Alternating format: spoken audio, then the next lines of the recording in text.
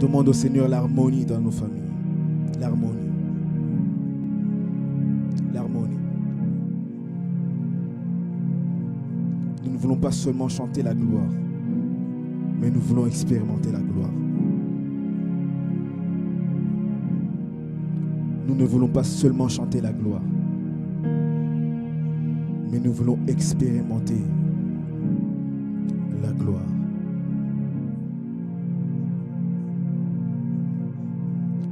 Au nom de Jésus-Christ,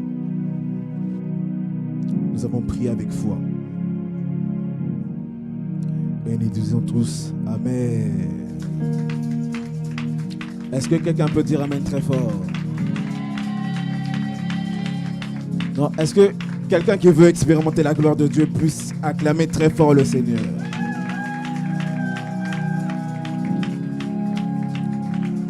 Je n'entends pas tes acclamations. Est-ce que quelqu'un peut pousser des cris de joie? Gloire à Dieu.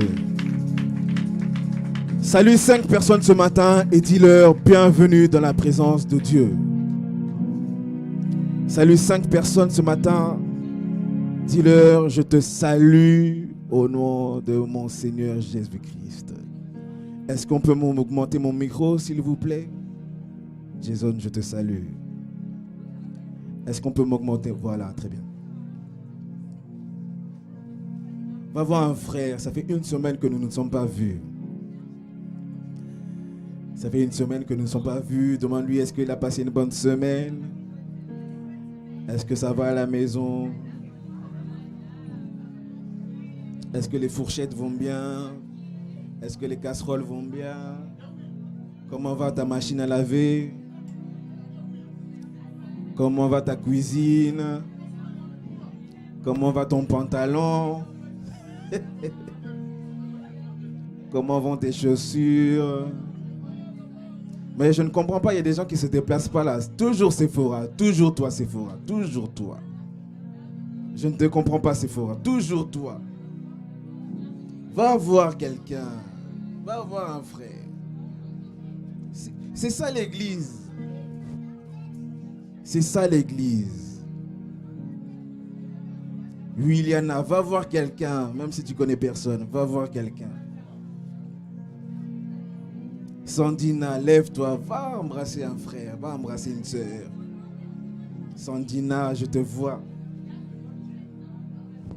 Davina, je te vois.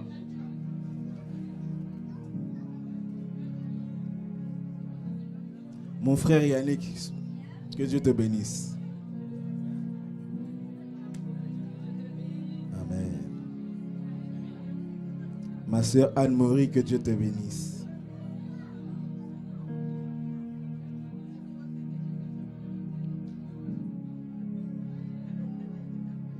Est-ce que tu es sûr d'avoir salué tout le monde?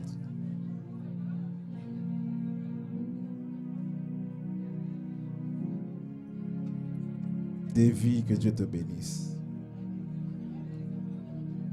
Kylian, que Dieu te bénisse. Ketia, que Dieu te bénisse. Clarisse, que Dieu vous bénisse tous. Waouh. Est-ce que ça va?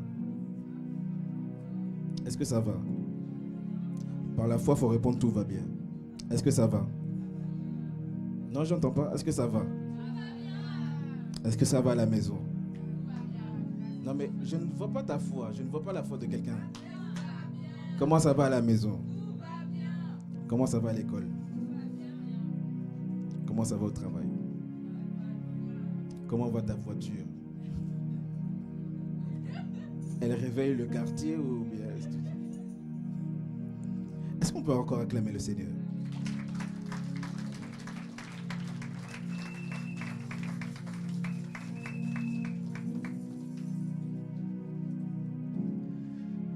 Gloire à Dieu, Amen. Nous allons lire la parole de Dieu dans le livre de 1 Corinthiens, chapitre 2.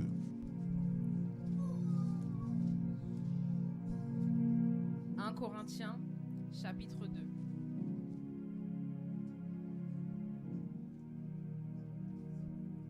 Est-ce qu'on peut se lever? On laisse un peu le temps. Il y en a qui sont trompés, ils sont dans 1 Chronique. Donc, 1 Corinthiens, c'est fond là-bas. 1 Corinthiens, chapitre 2.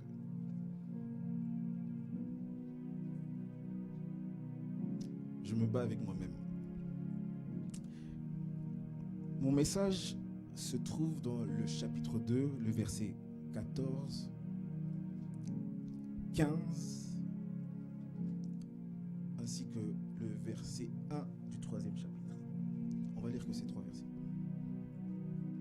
1 Corinthiens, chapitre 2, au verset 14 et 15. Je lis la parole du Seigneur. Amen. L'homme qui ne compte que sur ses facultés naturelles est capable d'accueillir les vérités communiquées par l'Esprit de Dieu. Elles sont une folie pour lui. Il lui est impossible de les comprendre, car on ne peut en juger que par l'Esprit. L'homme qui a l'Esprit de Dieu peut juger de tout, mais personne ne peut le juger. Colombe, s'il te plaît. Tu lis très très très bien. Mais j'aimerais que tu puisses relire plus lentement, parce qu'il y a beaucoup d'informations dans ce verset. Verset 14. L'homme qui ne compte que sur ses facultés naturelles. L'homme qui ne compte que sur ses facultés naturelles. Dans d'autres versions, la version par exemple de Louis II, on dit l'homme animal. Dans d'autres versions, on parle de l'homme charnel. J'aimerais vraiment que tu puisses comprendre ces choses. Ok. Cet homme-là, qu'est-ce qu'il ne peut pas recevoir? Il est incapable d'accueillir les vérités communiquées par l'Esprit de Dieu. Ok. Il est incapable d'accueillir les vérités communiquées par l'Esprit. Dans toute version, on dit il ne reçoit pas les choses de l'Esprit. Non seulement il ne reçoit pas, qu'est-ce qu'il est incapable de faire?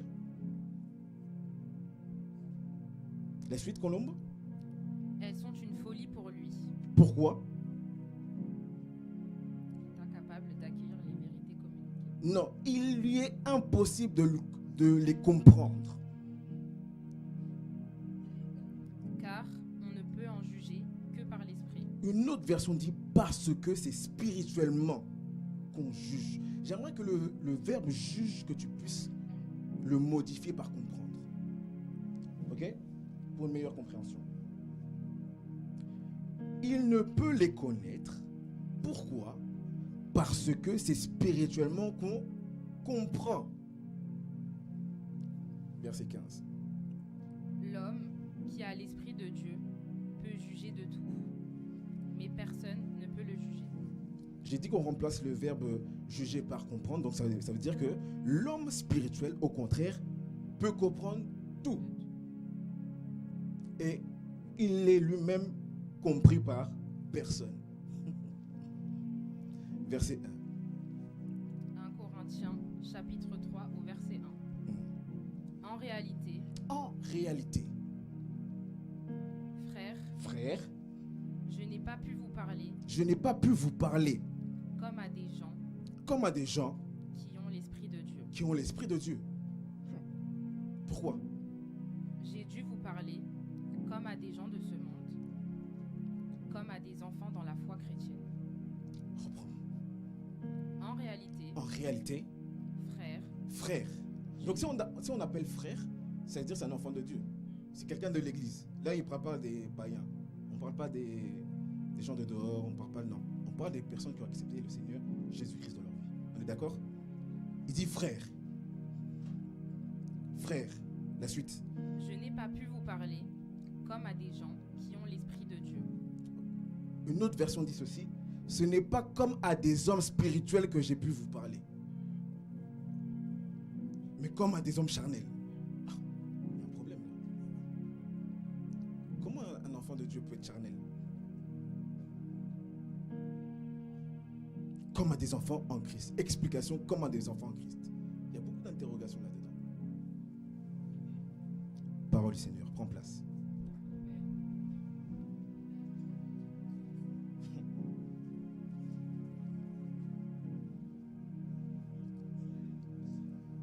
Par par la grâce du Seigneur, je commence une nouvelle série d'enseignements que j'ai intitulée L'homme spirituel. L'homme spirituel. Quand je parle de l'homme spirituel, j'insère également les femmes. Sinon, tu vas penser que je ne parle seulement aux hommes. Non, quand je parle aux hommes, il s'agit des hommes et des femmes. Je me suis battu avec moi-même cette nuit pendant que je me préparais. J'avais prévu de parler des 3 dimensions de l'homme. Mais je me suis dit que si je parle directement des 3 dimensions de l'homme, il y a des choses qui sont difficiles à comprendre. Donc aujourd'hui, je vais poser certaines bases pour que lorsque je vais parler des 3 dimensions de l'homme, que tu puisses comprendre automatiquement ce que je dis. Quelqu'un dit Amen.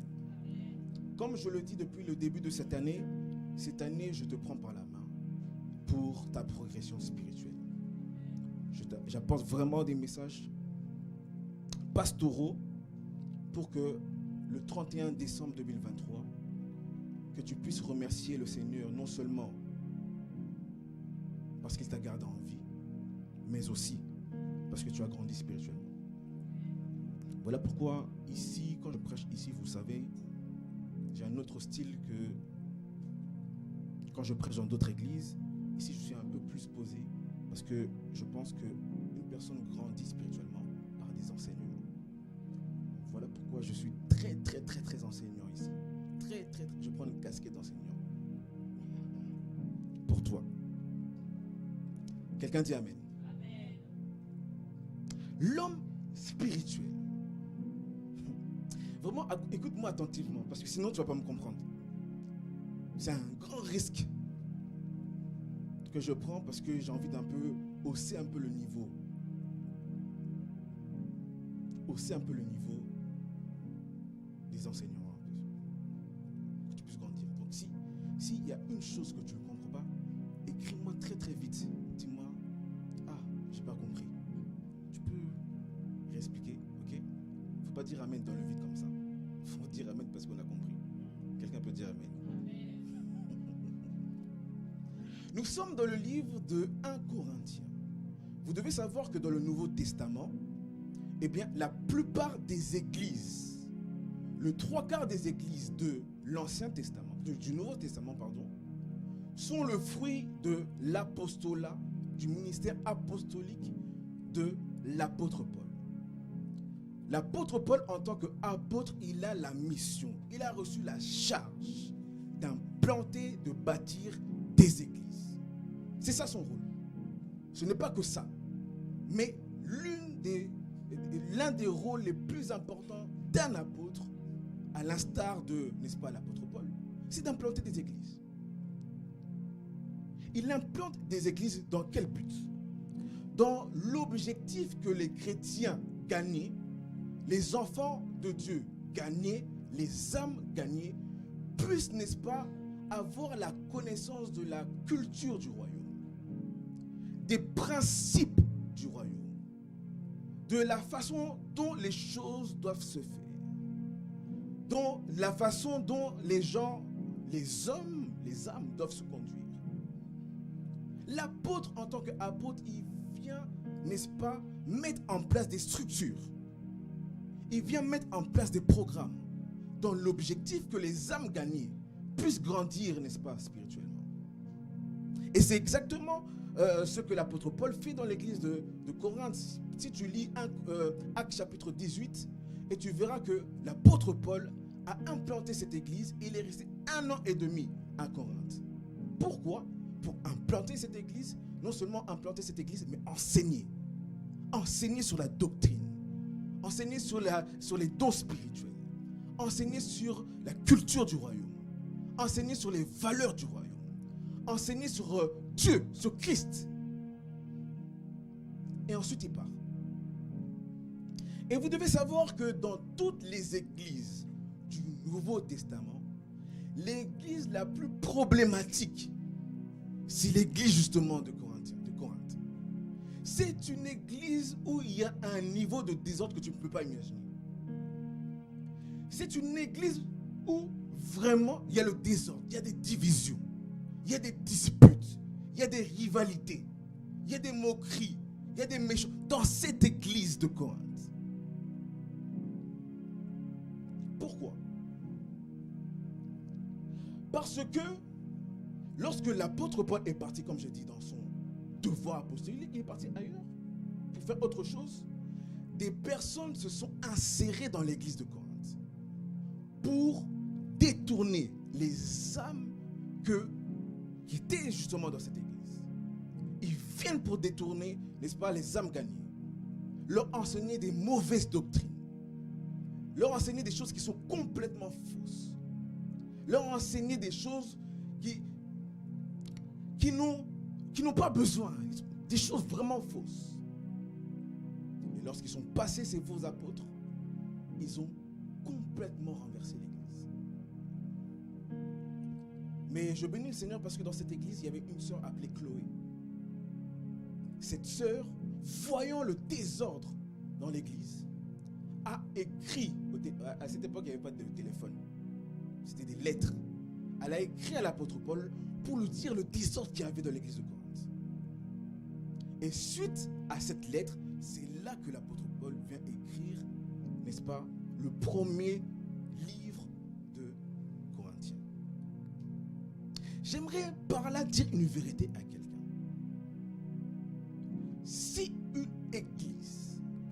Si dans une église, les frères et les sœurs ne grandissent pas spirituellement, nous sommes exposés à un danger, le désordre.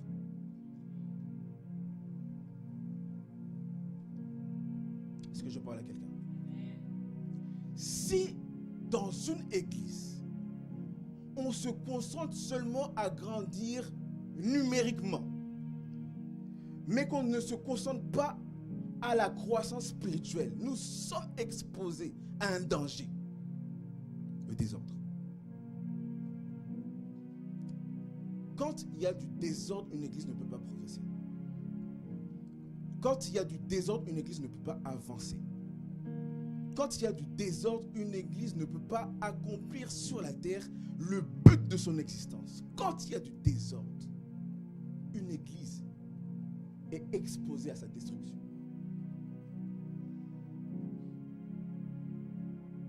Je regardais un documentaire.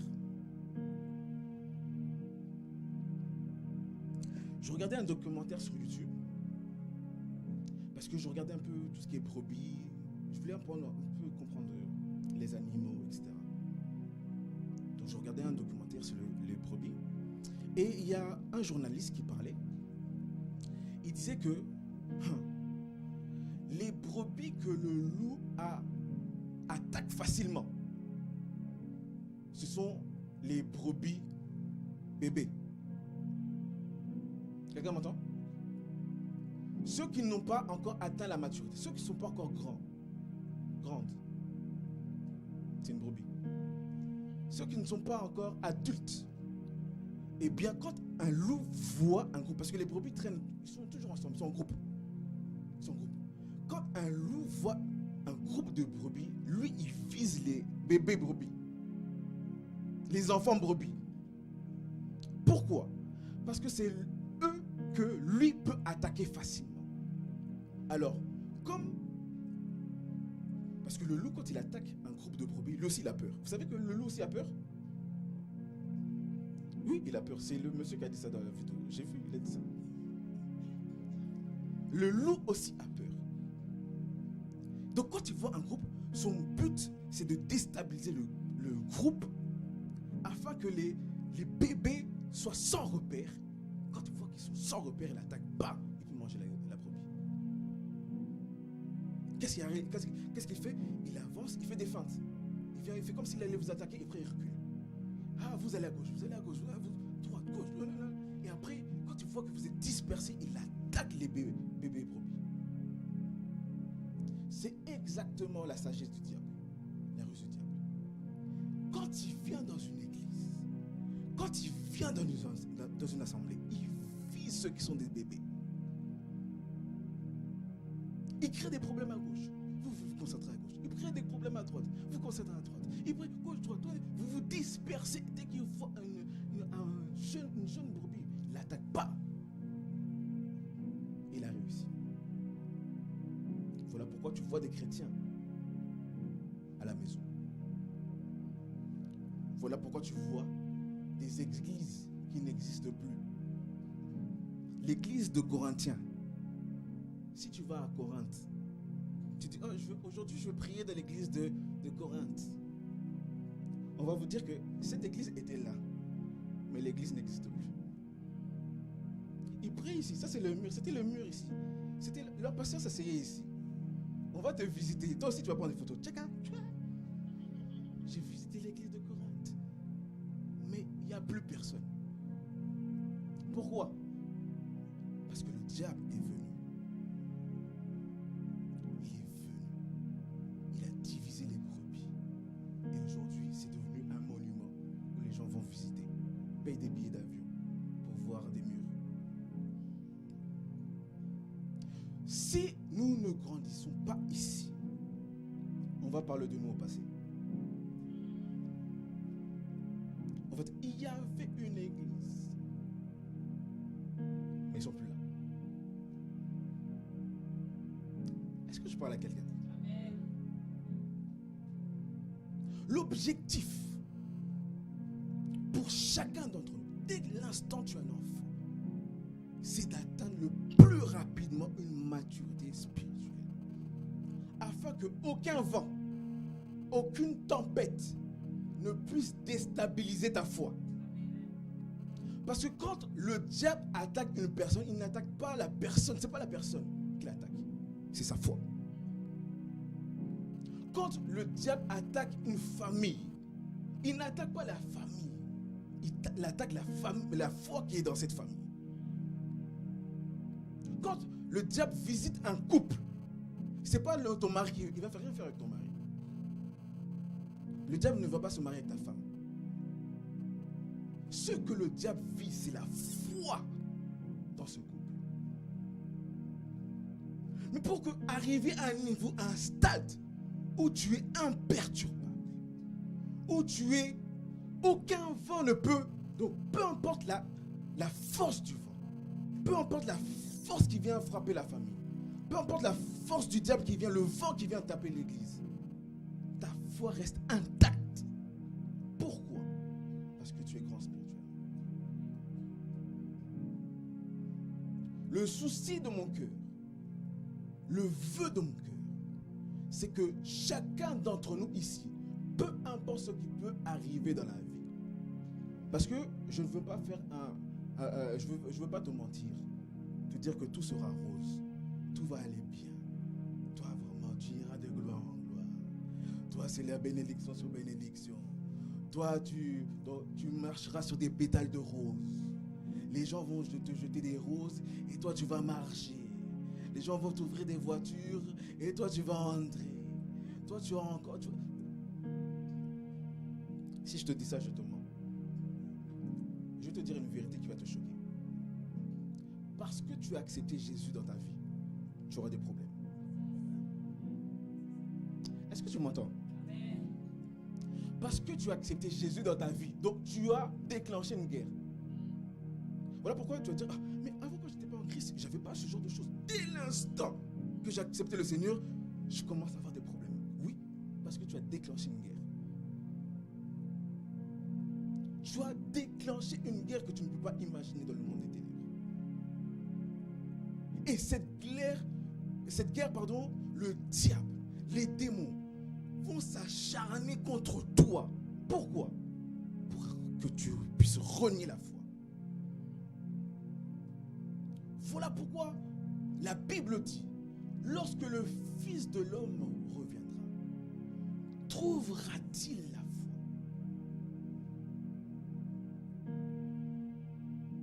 Trouvera-t-il la foi? Aujourd'hui, nous exposons beaucoup de choses. Nous exposons des bâtiments de l'église. Nous exposons nos vêtements. Nous exposons beaucoup de choses. Ces choses sont bonnes. Mais le plus important dans la vie de quelqu'un, c'est la foi.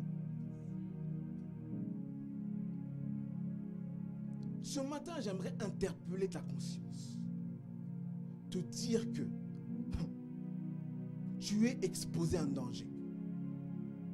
Tu es exposé à des gens qui sont en mission pour déstabiliser ta foi. Et si tu n'es pas prudent, si tu ne grandis pas, si ta foi n'est pas ancrée dans la parole de Dieu, tu vas renier la foi. Je prie que cela n'arrive pas dans ta vie. Ouais. Je prie que jamais, que toi, tu ne fasses pas partie de ceux qui abandonnent la foi. Est-ce que je parle à quelqu'un? Donc j'ai dit que si le danger dans lequel nous sommes exposés, si nous ne grandissons pas spirituellement, eh bien on va parler de nous au passé. Si on ne grandit pas spirituellement, on va manquer le but. Si on ne grandit pas spirituellement, on ne va pas accomplir ce pourquoi Dieu nous a établis sur la terre. Est-ce que je parle à quelqu'un? Parce que j'aimerais dire une vérité. Et ça, c'est Nelson Mandela qui me l'a dit. Toi, tu n'étais pas là.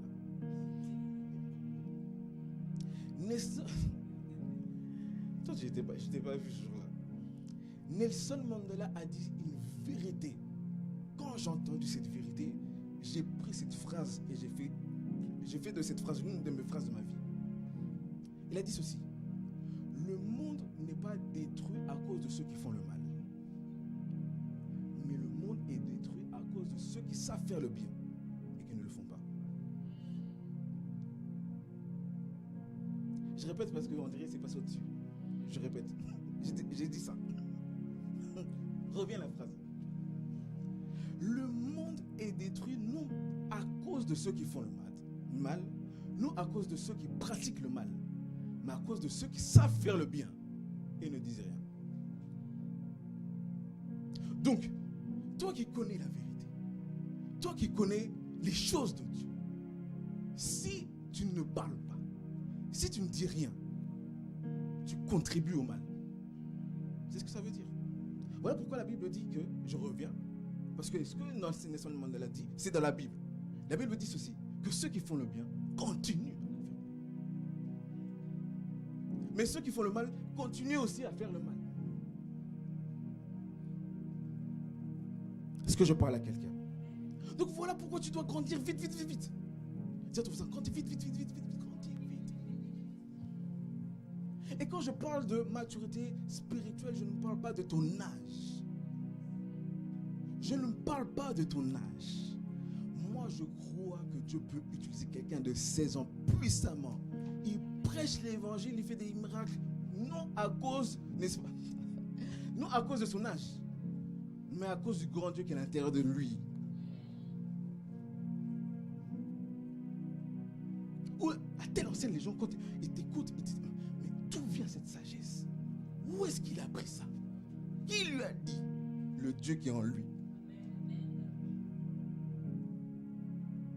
Voilà pourquoi ne sois pas complexé pour ton âge. Parle avec respect. Mais dis la vérité. Moi, il y a des choses, des fois, je me réserve de dire, je dis non, si on va me dire, René, il est impoli. Je dis non, j'ai changé. Donc, si tu es impoli, c'est ton problème. Moi, je te dis la vérité. Un jour, je disais à une maman, je dis, tu sais, maman, quand je commence à dire c'est ma waming, ça veut dire que je dis quelque chose qui est une catastrophe. J'ai dit, maman, tu sais que toutes les églises ne sont pas des églises. Ah bon? J'ai dit non.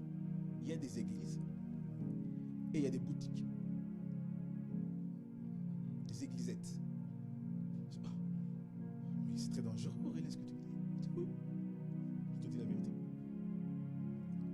Une église, c'est une église où les gens viennent prier, ils chantent, ils reçoivent, ils grandissent spirituellement, ils font des grandes choses avec le Seigneur. Mais une boutique, c'est aussi des gens qui viennent, ils chantent, ils écoutent quelqu'un parler pendant 30-50 minutes comme moi, mais ils ne bougent pas, ils ne grandissent pas, ils n'impactent pas. Non, ils viennent seulement. Donc, ça me fait penser à l'église de la petite maison de la prairie. Donc c'est l'église de la ville où on vient seulement pour être un peu encouragé, tout dès qu'on sort de la porte, on oublie le message même. On retourne, l'autre, il reprend son bois, il dit, ah, toi, t'as volé mon bois, ah, toi, t'as pris ma chèvre, t'as pris mon cheval. Ils repartent dans leurs anciennes. Ils sont venus seulement à l'église pour, tu vois, comme si c'était un hobby, une distraction, voilà. C'est une culture de aller. Chaque dimanche, il faut aller à l'église le matin. C'est comme ça. Pourquoi tu vas à l'église? Je sais pas, mais il faut aller à l'église. Voilà, c'est ça. Ça, c'est pas une église. Une église, c'est des personnes qui viennent à un lieu. Ils s'assemblent, ils prient, ils écoutent les enseignements. Dès qu'ils sortent, ils vont impacter. Ils vont impacter. Ils vont prier pour les malades. Ils vont évangéliser. Ils vont gagner des âmes. Ils vont gagner du temps. Parce que nous sommes dans une guerre, j'ai dit, nous sommes dans une guerre spirituelle, nous sommes en conquête.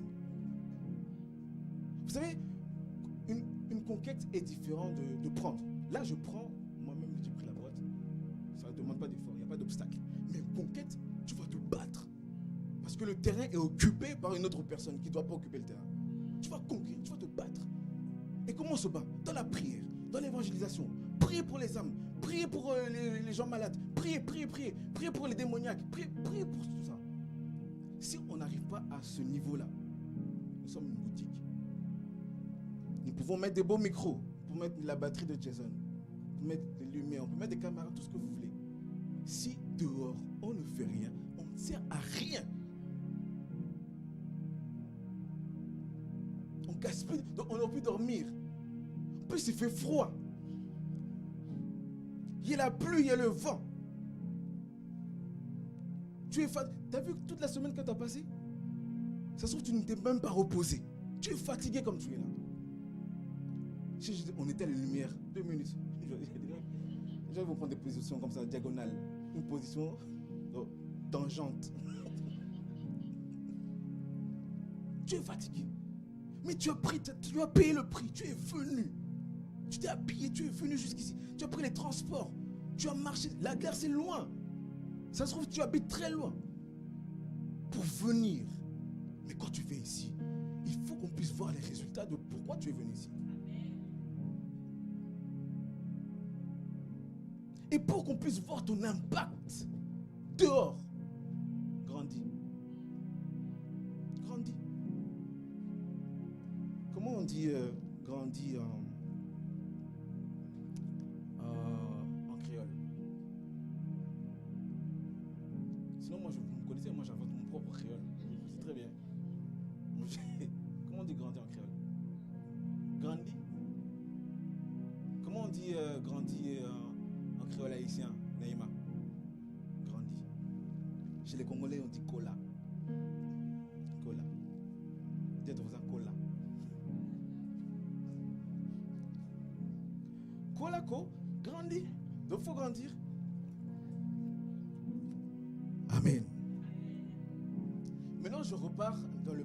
En fait, les versets que j'ai exploités tout à l'heure, on ne peut pas les comprendre, n'est-ce pas, sans lire ce qui s'est passé avant. Pour bien comprendre le verset 14, le verset 15 et le premier verset du chapitre 3, il faut lire à partir du verset 6. J'ai dit que normalement, je voulais parler des 3 dimensions de l'homme. J'ai dit non, si je parle de ça, il y a des choses, ça va... Il faut que je passe par là. On doit d'abord expliquer ces choses. Donc je prends verset par verset. On va descendre jusqu'au verset 15 et le premier chapitre, verset 3. J'espère que j'aurai le temps. Verset 6. 1 Corinthiens chapitre 2. Le verset.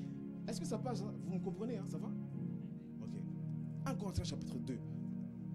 Le verset 6. La Bible, vraiment, suis-moi attentivement. Suis-moi attentivement, s'il te plaît.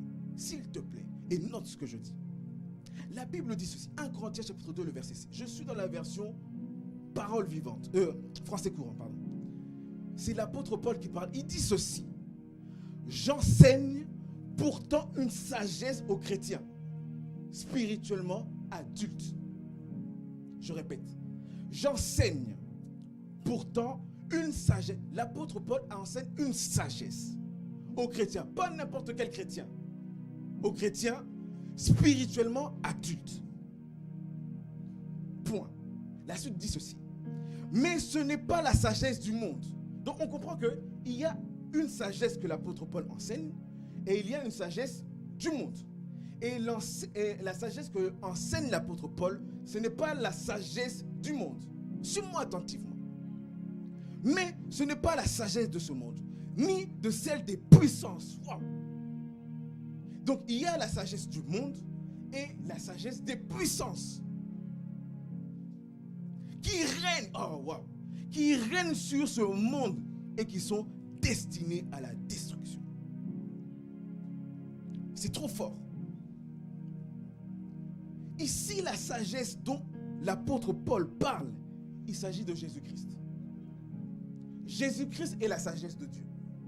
Pourquoi? Parce que 1 Corinthiens chapitre 1, le verset 30 dit ceci: mais Dieu vous a unis à Jésus-Christ et il a fait du Christ notre sagesse.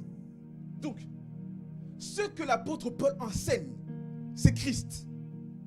Christ est la sagesse de Dieu. Répète après moi, Christ est la sagesse de Dieu. Répète encore une fois, Christ est la sagesse de Dieu.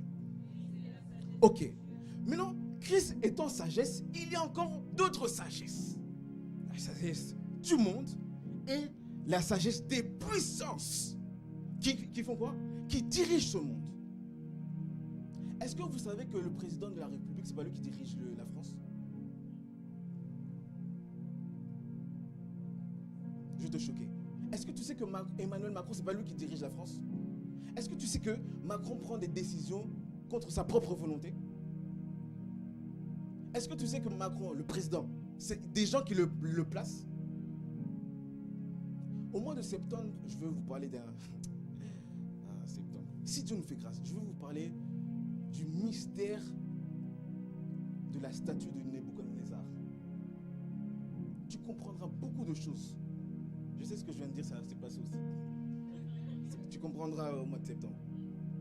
Je parlais du mystère de la statue de Nebuchadnezzar. Rendez-vous au mois de septembre. Tu vas beaucoup comprendre sur ce qui se passe dans le monde. On parle, il y a une sagesse, et cette sagesse est donnée par les puissances qui règnent dans ce monde. Voilà pourquoi il y a des francs-maçons. Voilà pourquoi il y a des rose-croix. Il y a toutes sortes de structures. Pourquoi? Dans l'objectif de diriger le monde. Et vous devez savoir ceci, ceux qui vont à l'école, ceux qui font des études supérieures. Attention, mes frères, mes jeunes frères, mes jeunes sœurs, attention. Parce que plus tu montes dans une sphère d'influence, plus on te propose de rentrer dans ce système. Je connais quelqu'un personnellement. Son prof lui a dit, tu es très intelligente, je te propose ceci. La franc-maçonnerie. Vas-y, ça va t'aider. Ça va te donner de l'intelligence, ça va encore te booster. Tu vas encore progresser. Et si nous ne sommes pas éveillés dans ces choses-là, eh bien, tu rentres et tu vas. Mais cette sagesse est destinée à la destruction. Mais moi, j'enseigne une sagesse aux chrétiens spirituellement. Donc, cette sagesse-là, comment il faut être? Spirituellement adulte. Et quand on parle d'adulte, ici, on parle de maturité. Ok, on descend. Verset 7. Non, j'annonce la sagesse secrète de Dieu. Ok? La sagesse secrète de Dieu, c'est Christ. Christ est la sagesse secrète de Dieu. Cachée aux hommes. Waouh! Je l'avais déjà choisi pour nous faire participer à sa gloire avant la création du monde. Qu'est-ce que cela veut dire? En fait, Christ a été révélé par Dieu. Voilà pourquoi il y a des gens qui ne comprennent pas Christ. Qui ne vont pas accepter Jésus-Christ. Pourquoi? Parce que c'est un mystère. Tu peux l'évangéliser, tu peux lui ramener le meilleur des pasteurs. Il ne va pas croire. Pourquoi? Parce qu'il n'a pas la révélation de la personne de Jésus-Christ. Voilà pourquoi il y a des débats qu'il ne faut pas avoir. Est-ce que Jésus était blanc? Est-ce que Jésus était noir? Est-ce que Jésus il avait des cheveux? Est-ce que Jésus n'avait pas de cheveux? Jésus mangeait quelle nourriture? Et vous les chrétiens, vous allez sur TikTok, vous allez débattre sur ça. Vraiment, vous perdez du temps. Vous commentez, non, Jésus, non, il était petit, non, il est grand. Il avait les cheveux blonds. Qui t'a dit?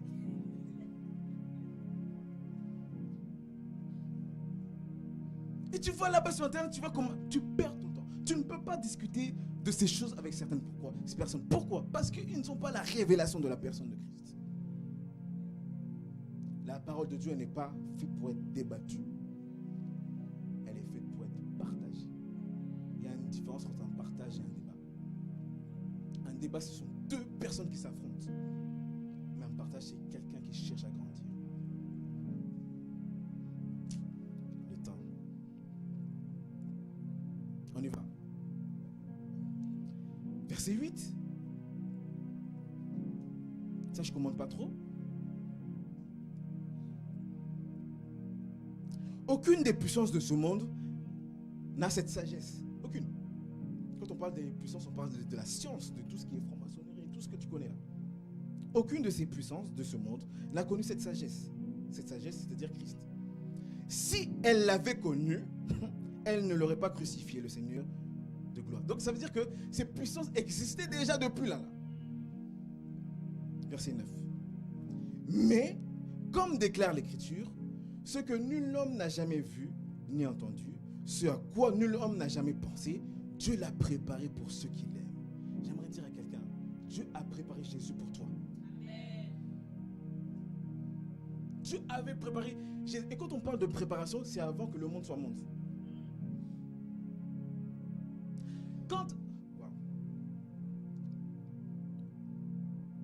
Dieu a pensé à toi avant Genèse chapitre 1, le verset 1. Le commencement là, de Genèse chapitre 1, le verset 1, c'est pas ton commencement à toi. Toi, tu as commencé dans Genèse chapitre 1, le verset 0. Maintenant, quand Dieu a pensé à toi avant le commencement, il t'a établi. J'aime ce que Dieu dit à Ésaïe, Ésaïe chapitre 1. Il dit, avant que tu sois de le sein de ta mère, je t'avais déjà établi prophète. Waouh! Avant que le monde soit monde, Dieu t'a établi dans un domaine quelconque. Maintenant, lorsque tu viens sur la terre, on vient reconnaître ce que Dieu avait établi dans Genèse chapitre 1, le verset 0. Je continue. Est-ce que vous me comprenez? T'es sûr que tu me comprends? Ou sinon, on acclame seulement après on rentre. Est-ce qu'on peut acclamer le Seigneur?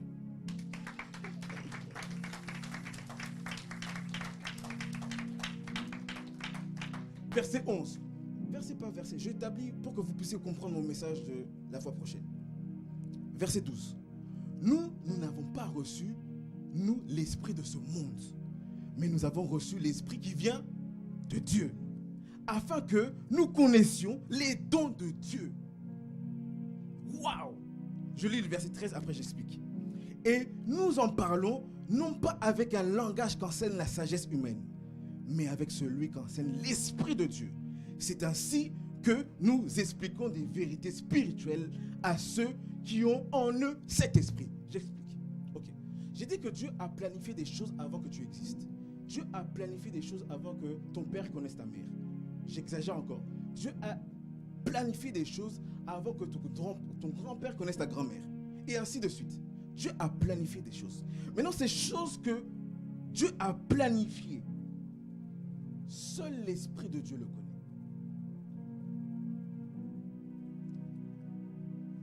En fait, quand tu es sur la terre, l'objectif pour toi sur la terre, c'est de savoir pourquoi j'existe. Qu'est-ce que Dieu a établi avant que je puisse venir sur la terre? Qu'est-ce que Dieu a planifié? Parce qu'une personne qui n'exécute pas ce que Dieu a planifié avant sur la terre, avant le commencement de la terre, perd son temps. Voilà pourquoi moi je dis ceci. Écoute cette vérité. Réussir dans la vie, ce n'est pas se marier. Dis Amen. Réussir dans la vie, ce n'est pas avoir beaucoup d'argent. Dis Amen. Amen. Réussir dans la vie, ce n'est pas avoir une grande maison. Amen. Où il y a un spa. Où il y a jacuzzi, c'est ça? C'est pas ça réussir dans la vie. Vous savez c'est quoi réussir dans la vie? c'est accomplir sur la terre les plans de Dieu que Dieu avait planifiés avant l'existence. Quelqu'un qui accomplit les plans de Dieu avant l'existence réussit. Quand tu lis la Bible, Pierre n'a pas eu une grande voiture. Pierre n'avait pas d'argent. D'abord, il a dit, nous avons ni or ni argent. Ni or ni argent. Mais ce que j'ai, le problème c'est que nous avons l'or et l'argent, mais nous n'avons plus. Je passe, sinon on va dire encore le pape il est au... Bref.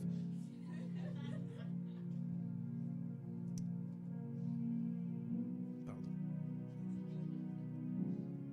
Tout ce que je dis c'est surtout, il y a une personne qui travaillait avec un pape et il était fier de dire que nous sommes dans une époque où nous sommes supérieurs à Pierre parce que nous avons l'or et l'argent.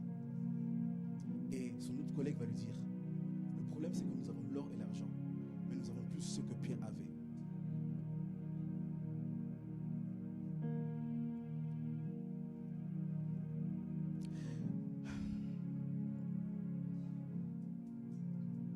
Donc, quand tu acceptes Jésus-Christ dans ta vie, l'Esprit te révèle, n'est-ce pas, la sagesse secrète de Dieu. En fait, il faut percer le cœur de Dieu pour savoir ce que Dieu veut pour toi. Dieu a un plan pour toi en 2023. Dieu a un plan pour toi en 2023. Dieu a un projet pour toi. Dieu, je ne fais pas une blague, je suis sérieux. Pour toi, Dieu a un projet en 2023. Maintenant, tu dois connaître ce plan. Sinon, tu vas passer une année où tu n'as rien fait. Tu as perdu du temps.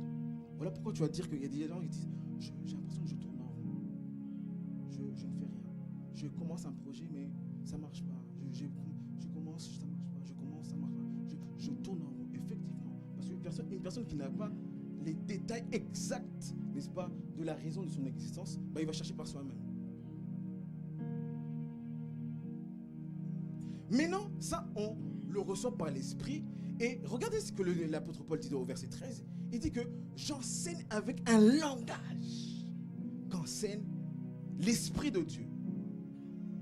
C'est-à-dire pour comprendre Paul, pour comprendre ses écrits, pour comprendre la parole de Dieu qu'il explique, il faut avoir la sagesse de Dieu pour comprendre le langage. Maintenant, on vient au verset 14 que Colomb a lu. Maintenant, avec toutes ces explications, tu vas comprendre maintenant le verset. Et je vais m'arrêter là. L'homme qui... On peut reprendre ce verset? Verset 14. Je vais le lire dans la version lu second, parce que je pense que la majorité de vous, vous avez lu second. Mais l'homme animal... ça c'est encore trop compliqué, Paul. L'homme animal, premièrement, ne reçoit pas les choses de l'esprit. Note ça. L'homme animal ne reçoit pas les choses de l'esprit. C'est-à-dire, l'esprit donne des choses, parce que pour recevoir, il faut donner. L'Esprit de Dieu donne des choses, il communique des choses, il communique les plans de ta vie. On parle de ça, des projets de Dieu. Ce que Dieu a planifié. Nous parlons de la planification de Dieu. Ce qu'il a planifié avant Genèse chapitre 1, verset 0. Ça, c'est l'Esprit qui le communique. Mais l'homme animal ne reçoit pas ces choses. Il ne reçoit pas les choses de l'Esprit de Dieu, car elles sont une folie pour lui. Est-ce que je me fais comprendre? Et non seulement il ne le reçoit pas, il ne peut les connaître. Pourquoi? Parce que c'est spirituellement qu'on les comprend. J'ai dit juger, c'est comprendre. Pour comprendre ce que l'Esprit de Dieu te dit, il ne faut pas être un homme animal. Qui est un homme animal? Premièrement, un homme animal, c'est un homme qui n'a pas reçu Jésus-Christ dans sa vie. Un homme animal. Regardez, je sais que toi tu regardes beaucoup de vidéos sur YouTube, marquez un peu les animaux, regardez un peu les documentaires. Toi tu ne regardes jamais la 5. Jamais vous mettez la 5. Ou sinon, c'est quand tu mets la 5, c'est pour dormir. Comme ça, c'est la télé qui te regarde. Au lieu de toi qui... Regardez les animaux, vous allez comprendre des choses. Vous savez, l'animal n'a pas d'intelligence. Il n'a pas de sagesse. Il marche à l'instinct. Donc lui, il va comme ça. Donc il ne sait pas. Il avance. jour, je crois que j'étais avec Nanti dans la voiture. On avance comme ça. Il y a un oiseau, je ne sais pas si tu t'en souviens. Il y a un oiseau. Au moment où je passais, il y a un oiseau. Il passe devant la voiture. Je crois que je l'avais tapé. Je l'avais tapé? Oui, je l'avais tapé. J'ai dit, oh, mais cet oiseau, j'ai dit à Nanti, cet oiseau, avant de traverser, il ne regarde pas à gauche, droite. Il faut regarder. C'est ça qu'on apprend aux gens. Quand tu traverses, il faut regarder à gauche et tu regardes à droite. Lui, il ne sait pas ça. Il n'y a pas d'intelligence. Je reviens dans mon message. Quelqu'un qui n'a pas l'esprit de Dieu est comme cet oiseau qui ne regarde ni à gauche, il avance. Voilà pourquoi tu as des chocs dans la vie. Tu avances. Donc donc toi-même tu ne sais même pas où tu vas, mais tu avances. C'est comme si tu prenais une voiture, tu démarres la voiture, on te demande tu vas où? Je ne sais pas, mais j'avance. Vous voyez, c'est ridicule de réfléchir comme ça. Donc tu prends ta voiture avec tout l'essence, ça coûte cher, hein? Ça coûte cher l'essence. Donc toi tu démarres la voiture, tu avances et tu ne sais pas où tu vas. Ça c'est l'homme animal. Est-ce que tu sais où tu vas? Je te pose la question. Est-ce que tu sais où tu vas? Je te regarde dans les yeux. Est-ce que tu sais où tu vas? Ou toi tu suis seulement les gens? Et les gens c'est des suiveurs. Donc pourquoi tu es là-bas? Ah non, parce que lui est parti là-bas. Ah, pourquoi tu as fait telle filière? Ah, parce que ma copine aussi elle a fait. Ah, mais pourquoi tu es allé dans telle fête? Ah, je suis allé seulement accompagner. Tu n'es pas un accompagnateur, un accompagnant. Chacun d'entre nous a une destinée précise. Personne n'est venu accompagner une personne ici. Est-ce que je parle à quelqu'un? Personne n'est venu accompagner. Tu n'es pas venu accompagner des gens. Tu as un but que tu dois accomplir. Et ce but, il n'y a que toi qui peux le faire. L'homme animal. Dans l'église, il y a trop d'hommes animaux qui fonctionnent seulement par rapport à leur intellect. L'homme animal. Avec des hommes animaux. Imaginez-vous quelqu'un qui va s'asseoir, il a une tête de cheval. C'est un homme animal. C'est Paul qui dit ça. L'homme animal. L'homme animal. Quand je te donne cette image que tu comprends, tu dis, ah, c'est pas logique. L'homme animal. Lui, il ne peut pas recevoir. Il ne peut pas comprendre. Quelqu'un qui n'a pas l'esprit de Dieu n'est pas différent d'un cheval, d'un chien. Pourquoi? Parce qu'il n'a pas l'esprit de Dieu. Verset 15. L'homme spirituel, au contraire, dis après moi, au contraire. Donc opposition. Donc quand on dit au contraire, l'opposé de l'homme animal. Vous me suivez, hein? Est-ce que c'est compliqué ce que je dis? C'est compliqué?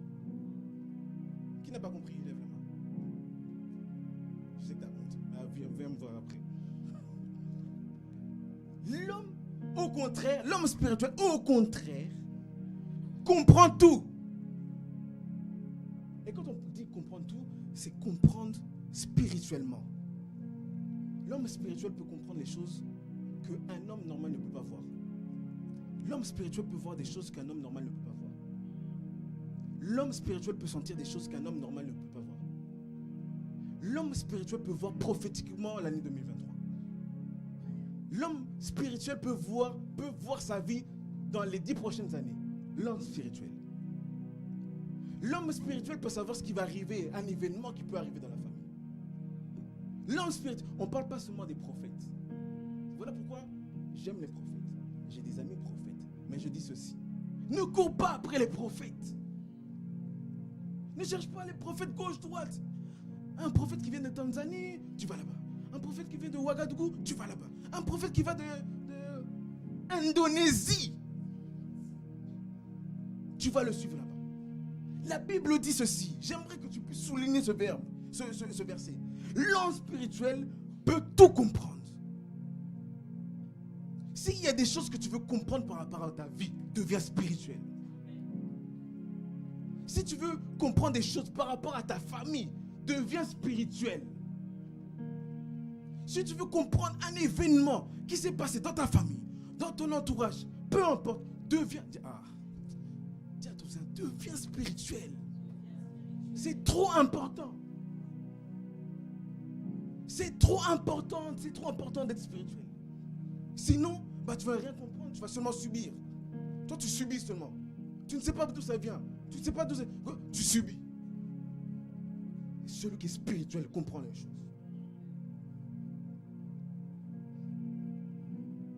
Et personne ne peut le comprendre. Voilà pourquoi déjà spirituel, les gens ne te comprennent pas. Moi, je sais que ma mère ne me comprend pas. Dis, ce petit-là... Ok. Et quand elle vient après, un jour je disais à ma mère, non, faut pas faire ça. Elle dit, mais non, il faut faire. Je dis, non, faut pas faire. Pourquoi? J'ai pas besoin de me justifier. Faut pas faire. Et un jour elle est venue me voir. Elle dit, mon fils, j'avais raison. Heureusement on n'a pas fait. Je t'ai dit. C'est pas par rapport à ton âge, c'est parce que tu vois les choses spirituellement, tu vois loin. J'aimerais que tu puisses voir loin. Arrête de gaspiller ton temps. Ne cherche pas les prophètes de Tanzanie.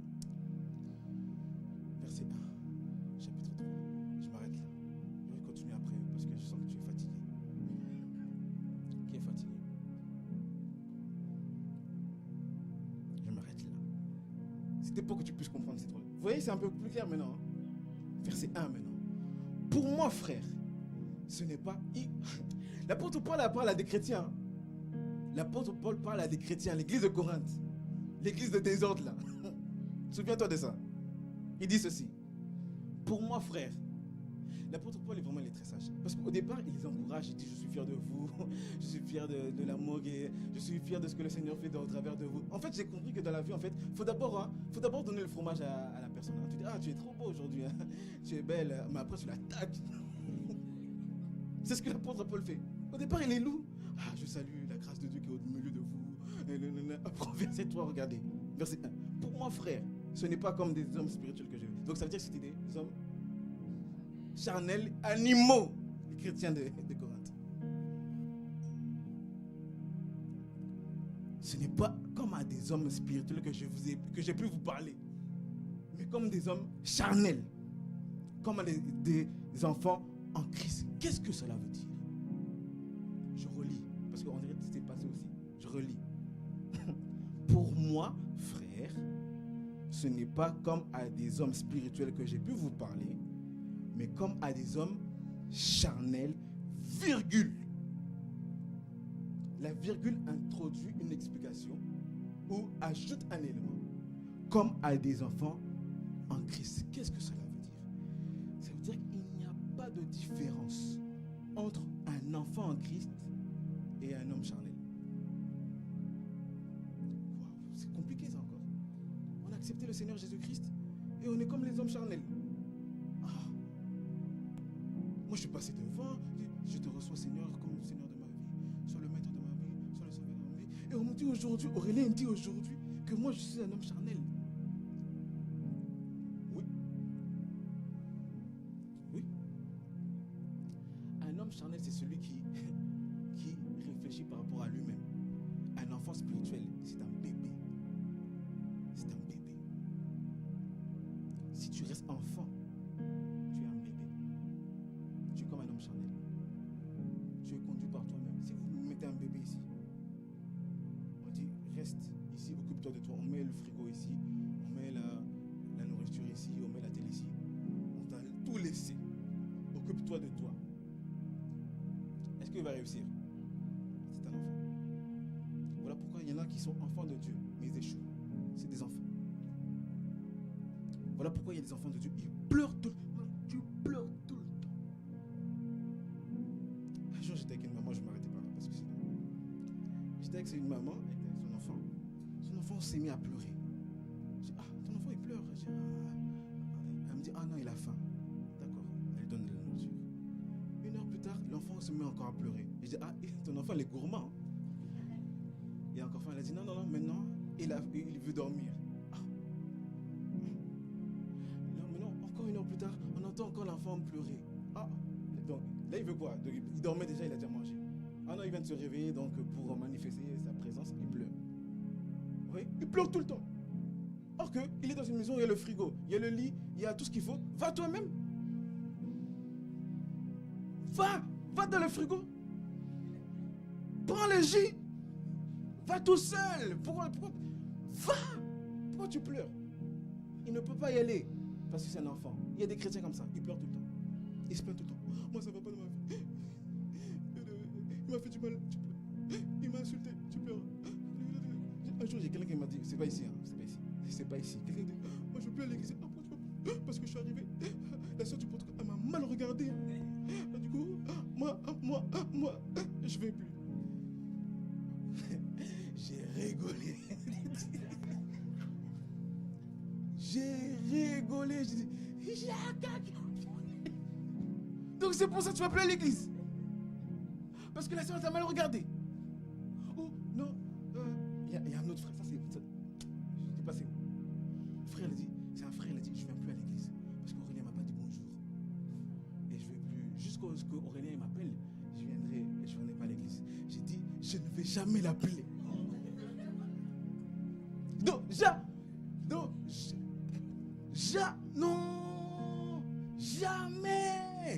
Jamais je vais l'appeler. J'ai dit à la personne qui m'a dit ça, je dis, mais lui, Aurélien ne t'a pas dit bonjour. Est-ce que toi, tu lui as dit bonjour? Oh, peut-être Aurélien ne t'a pas vu. Vous savez, des fois, ici, vous venez ici, je ne salue pas tout le monde. Hein. Il y en a qui partent un peu vite, il y en a qui... Bon, il y en a que je peux appeler dans la semaine. Ah, moi, je t'ai pas vu. T'es même pas... Okay, là. Mais vous êtes beaucoup. On ne peut pas saluer tout le monde, c'est trop compliqué. Surtout dès qu'on dit Amen, il y en a qui viennent, oh là, pasteur, en fait, il y avait fait... Chacun me prend 15 minutes ici. Vous savez comment ça se passe? Bébé, ça c'est des chrétiens vraiment charnels. Apôtre Paul, tu as raison. J'ai vu moi-même. Tu pleures tout le temps. Arrête de pleurer. Si chacun ici devait exposer ses problèmes, je crois qu'on va arriver à mercredi, on n'a pas fini. Tout le monde a ses problèmes. C'est vrai qu'on est là pour se fortifier les uns les autres, mais tout le monde a des problèmes. Maintenant, toi, tu viens te pleurer chez quelqu'un qui a lui-même des problèmes. C'est compliqué. Voilà pourquoi grandis, comme ça tu vas même chercher le jus, chercher ta bénédiction, chercher ta prière. J'ai passé la journée, j'ai passé plus de la moitié de la journée avec Colombe et des livrières. Elle était avec moi toute la journée. Et à la fin, Colombe me dit, Aurélien, ta vie, tu as une vie très compliquée. Non, c'est bien une fois de temps en temps, mais tout le temps comme ça. Non. Je recevais des appels. Colombe, elle était là. Elle est où, Colombe? Elle est là? Okay. Je recevais des appels. Mais tu n'as pas la possibilité de répondre à la personne. Tu ne peux pas. C'est trop compliqué. Il y a trop. Oh, hier, on était comme des soldats. Hein, des soldats. Hein. On courait. Des livres, elle dit, oh, moi je suis fatigué. Tu vas trop vite. Attendez. Maintenant, toi, tu appelles le pasteur. C'est vrai que c'est le pasteur. C'est vrai que c'est le pasteur. Tu as besoin d'une prière. C'est vrai. Mais là, le pasteur, il ne peut pas répondre. Toi-même, va chercher Dieu. Voilà pourquoi je te prêche. Pour que quand je te prêche là, toi, tu rentres à la maison, tu vas chercher Dieu. Toi-même, tout seul. Comme un grand. Va chercher le jus. Dis à ton voisin, va chercher le jus. C'est dans le frigo, tu tires là. Deuxième rang. À gauche. Tu vois le jus là. Parole du Seigneur, que Dieu vous bénisse.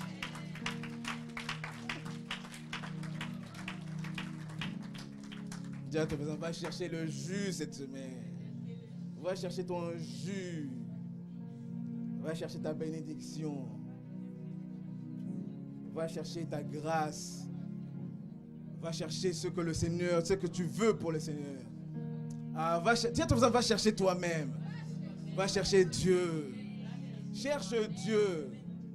Cherche Dieu. Cherche ton pain. Cherche ton jus. Cherche ta grâce. Cherche ta percée. Cherche ton miracle. Cherche ta délivrance. Va chercher. Et tu finiras par trouver.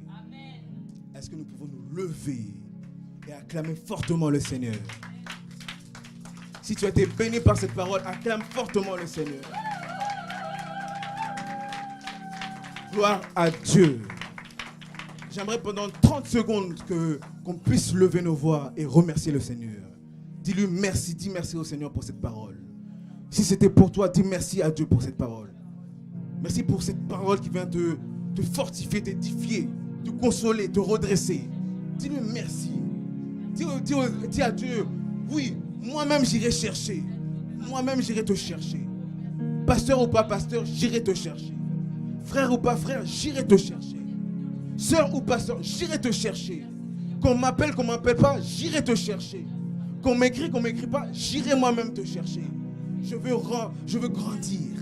Je veux grandir spirituellement. Je veux mûrir. Je veux te chercher. Je veux te chercher dans mes jeûnes. Je veux te chercher dans mes prières. Je veux te chercher. Je veux te chercher pour connaître le plan.